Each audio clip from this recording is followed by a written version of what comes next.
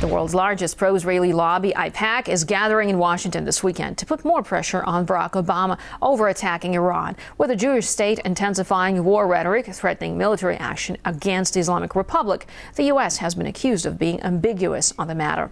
RT's Ganesh Chikan reports on the conflicting pressures on Obama from those for and against war.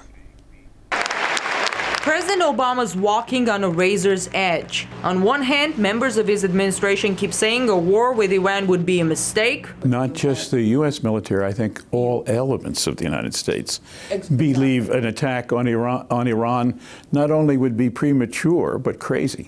On the other hand, President Obama keeps saying a war with Iran is still an option and that he is not, quote-unquote, bluffing. The powerful Israeli lobby, which President Obama will be addressing shortly, expects to hear a blunt answer to the question, is the U.S. ready for war with Iran? And will Washington back Israel should it decide to attack first? The only way to stop the Iranian race to the bomb is to send them a very, very clear message that within a week from the message, the world start bombing them.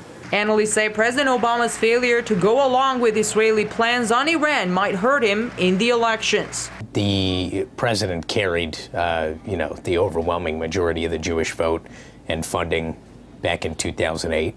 And if he is perceived as an enemy of Netanyahu, an enemy of Israel, or wrong on the issues for most of the community here in this country, it could have a adverse impact on the funding and votes. Israeli Prime Minister Netanyahu's speech in the U.S. Congress last year was greeted with an ovation. Many U.S. lawmakers slammed the rhetoric of the Obama administration, which suggests that there's still room for diplomacy with Iran. Many in Israel believe that if we wait too long, we'll be at the point of no return. It seems to me to be painfully obvious that this administration's policy is not only the same, but that it's failed to achieve the core objective. But both, those who would back a strike against Iran and those who wouldn't, seem to be tired of the administration's ambiguity. If we are ambiguous, it could end up very, very badly. We don't need to go to war. And we have to make that very clear to our Israeli friends. We're not going to go to war. They're not going to go to war by flying over our airspace over Iraq. We're not going to support them. If they do it, they will be on their own. The consequences will be theirs, because the price we'll all pay if they start a massive war, which the Iranians interpret as being done with our connivance, will be disastrous for us in Afghanistan, in Iraq, in the terms of oil, stability in the Middle East more generally.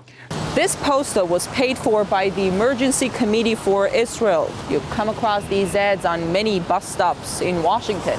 The campaign very obviously pushes for a more affirmative response from President Obama on his readiness to go to war with Iran. In the run-up for this year's elections, he might want to cater to the powerful Israeli lobby and make those statements. But to many, it would make a mockery of diplomacy and peace efforts, and President Obama's Nobel Peace Prize as well, for that matter. I'm Ganesh Chikan reporting from Washington, RT. Brian Becker from the Answer Coalition says it's Israel and not Iran, which should be considered a major threat in the Middle East.